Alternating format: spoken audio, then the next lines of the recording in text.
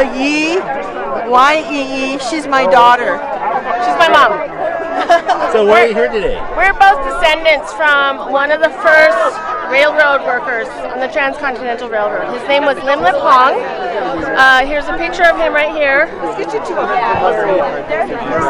Right there.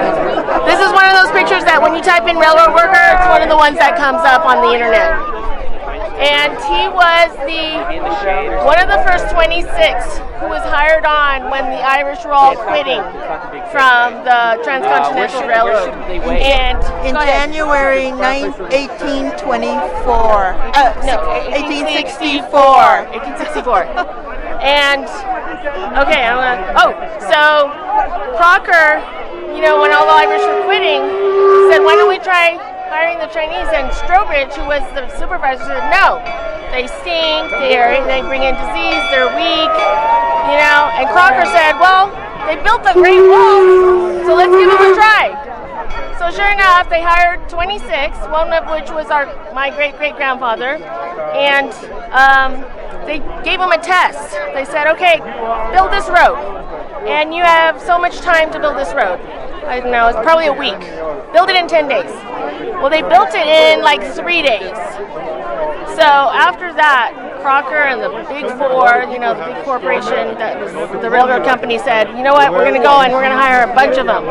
And why don't you talk about how Lim Lip Hong was instrumental in helping them go to China to recruit more? Lim Lip Hong was partly raised by the Tubbs Cordage Manufacturing Company located in Dogpatch, Potrero, and they had a ship that goes across the Pacific Ocean.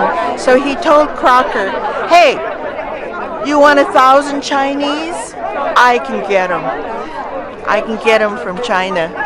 He was a contractor and brought over thousands of Chinese to work on the railroad.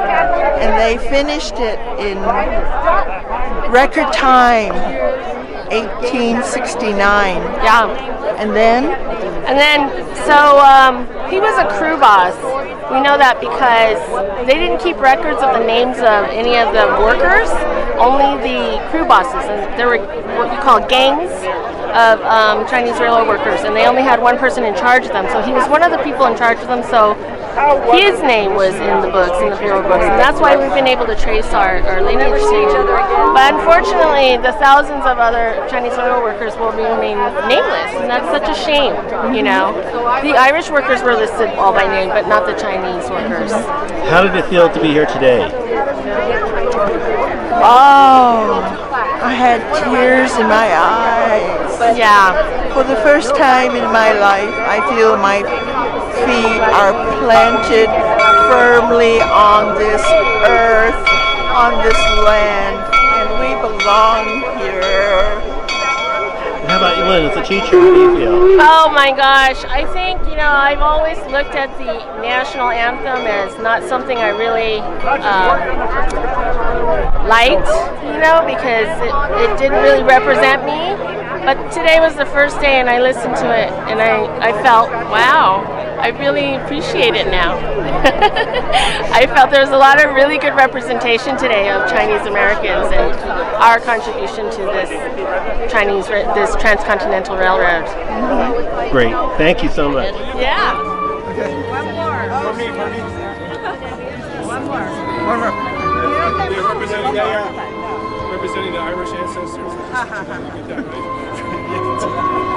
I'm jealous. We should get both. Okay, 1, 2, 3, spike.